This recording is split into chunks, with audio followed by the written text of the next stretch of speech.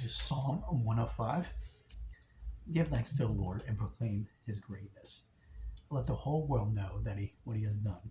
Sing to him, yes, sing his praises to everyone about his wonderful deeds. Exalt his holy name. Rejoice, you who worship the Lord. Search for the Lord and for his strength. Continually seek him. Remember the wonders he has performed, his miracles and the rulings he has given. Your children of his servant Abraham, your descendants of Jacob, his chosen ones.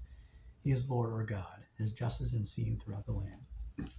He always stands by his covenant, the commitment he made to 1,000 generations.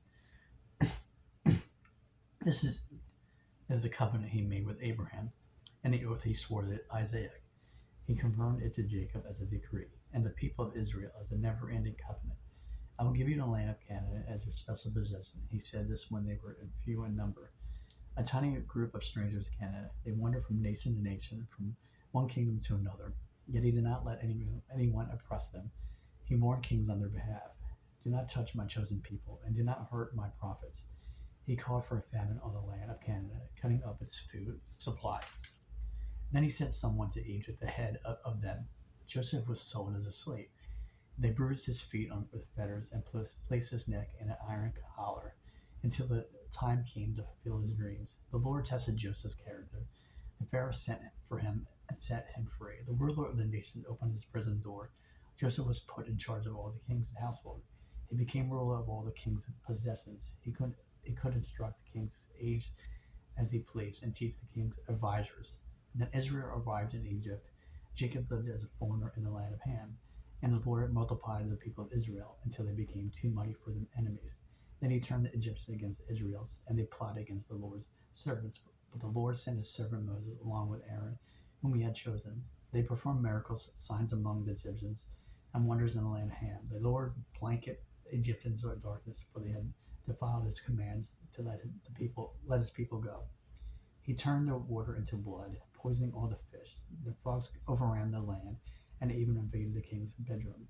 When the Lord spoke, flies descended on Egypt, and gnats swarmed across Egypt. He sent them hail instead of rain, and lightning flashed over the land. He ruined the grapevines and fig trees and scattered all the trees. He spoke, and hordes of locusts came, young locusts beyond number.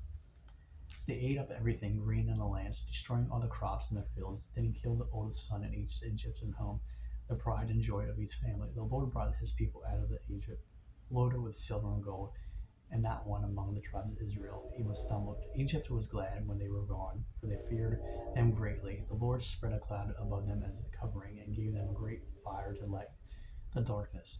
They asked for meat and sent them quail. He satisfied their hunger with manna and bread from heaven. He split open a rock, and water gushed out to form a river through the dry wasteland. For he remembered his sacred promise to his servant Abraham, so he brought his people out of Egypt with joy, his chosen ones rejoicing. He gave his people the land of pagan nations, and they harvest crops and others had planted. All this happened so they could follow his decrees and obey his instructions. Praise the Lord. Follow Treasure Rob on Instagram, Threads, Blue Sky Phone Scoops, and hit the alarm button right now and subscribe, like, and share videos.